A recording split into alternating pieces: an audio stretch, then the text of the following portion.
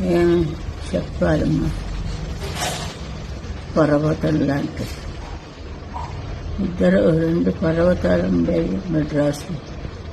Field అంతా గడగడలాడించింది ఇద్దరిని.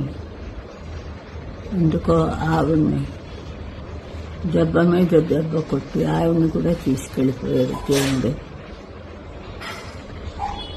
దాంతో ఫీల్డే లేదు, మ్యూజికే లేదు.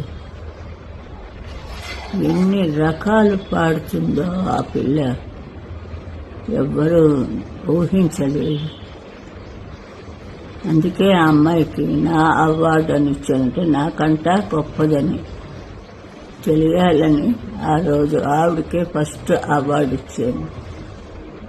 అదొక్కటే జీవితంలో నేను చేసిన మంచి పని.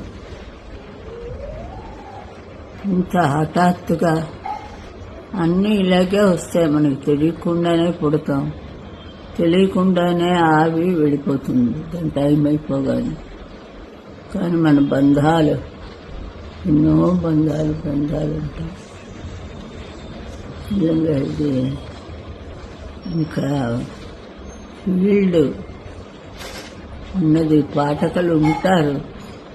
మళ్ళీ అంత లెవెల్కి రావడానికి నిజంగా ఒక కాపు కాసింది ఆవిడ. నేనేం లేదు, ఏదో చిన్న చిన్న పాటలు పాడి లౌడ్ వేడ్స్ అలాంటివనే. ఆ పిల్ల చాలా అన్ని రకాలను రాజావిని పాడే ఆ రోజు ఎంతలా పాడేసిందో ఆవిడ. హాల్ అంతా గగ్గుల్లిపోయింది మొగ గొంతుకుతోటి. నేను కూడా వినలేదు ఎప్పుడు మొగ గొంతుగా. ఏదో ముసలి పాట, చిన్న పాట, చిన్న చిన్న చిన్న సరదాయినవన్నీ పాడేది. ఒక సభని తీసుకువెళ్ళాలంటే ఆవిడ వల్లే అవుతుంది. ఆడియన్స్ని ఎలా ఆకట్టుకోవాలో ఆవిడకి తెలుసు.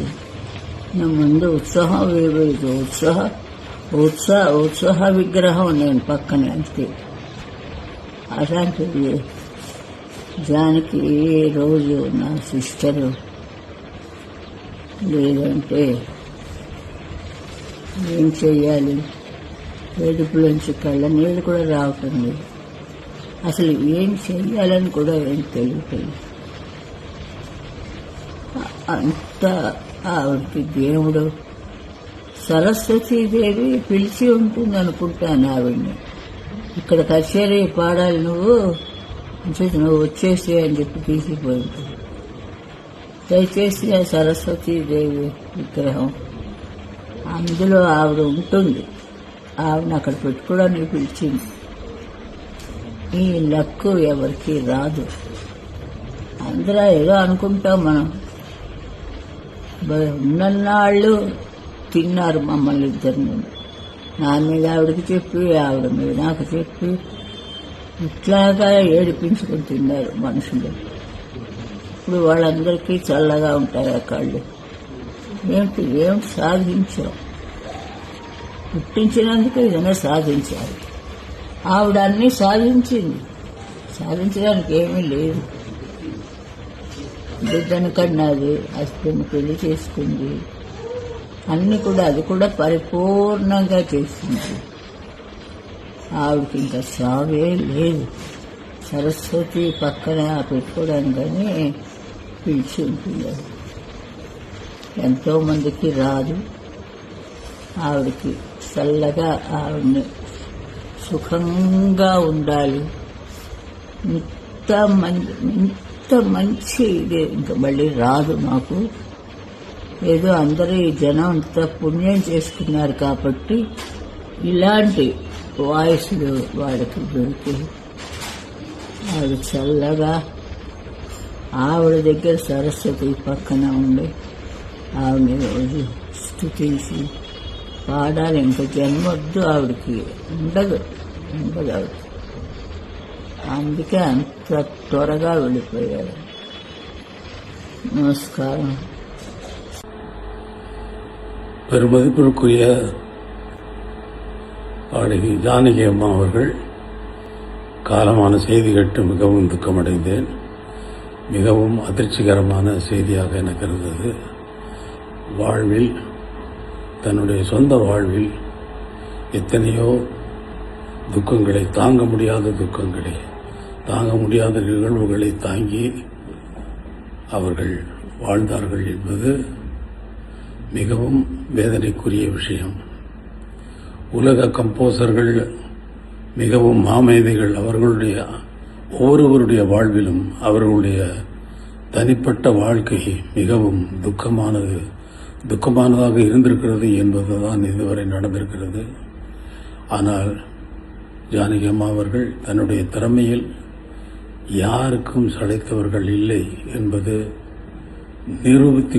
ஒவ்வொரு பாடலிலும் நிரூபித்துக் கொண்டே வந்திருக்கிறார். மிகவும் கடினமான உழைப்பாளி.